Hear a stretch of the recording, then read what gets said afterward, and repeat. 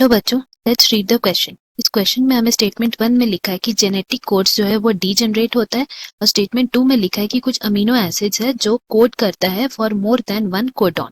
And इसके according हमें statement 1 and 2 कौन सा करेक्ट है, इनकरेक्ट है, इसके अकॉर्डिंग ऑप्शन यहाँ पे सेलेक्ट करना है।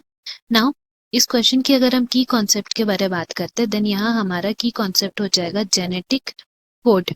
तो जेनेटिक कोड के लिए हम लोग बोल सकते हैं It is a direct sequence of amino acid during the synthesis of proteins। जब भी हमारा प्रोटीन्स का सिंथेसिस होता है तो उसमें जो सीक्वेंस ऑफ अमीनो एसिड्स बनता है उसको हम लोग जेनेटिक कोड बोलते हैं।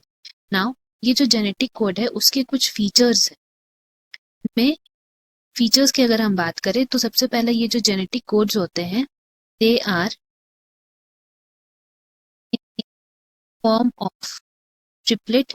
ये हमेशा ट्रिपलेट के फॉर्म में ही रहते हैं, तो बोल सकते हैं इनका कोडॉन ट्रिपलेट है।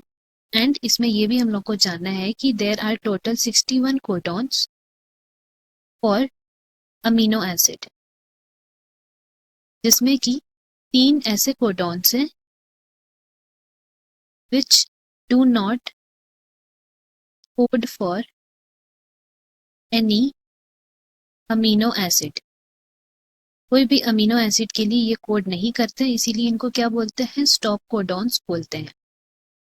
नाउ नेक्स्ट जो फीचर्स है वो ये है कि जितने भी अमीनो एसिड्स है उसमें से कुछ ऐसे अमीनो एसिड्स हैं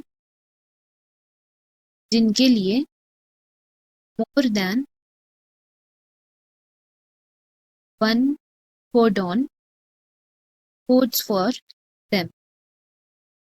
का मतलब है कि हमारे जितने भी कोडॉन्स है उसमें से कुछ ऐसे कोडॉन्स भी है जो बहुत से अमीनो एसिड्स के लिए काम करते हैं।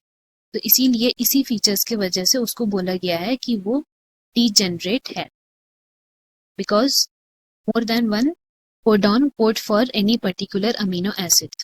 एंड ये जितने भी कोड्स हैं, अगर हम इन कोड्स की बारे बात करें देन बोल सकते हैं कि हर एक कोड जो बनता है दैट इज यूनिवर्सली यूनिक, मतलब कि वो उसी के लिए ही रहेगा।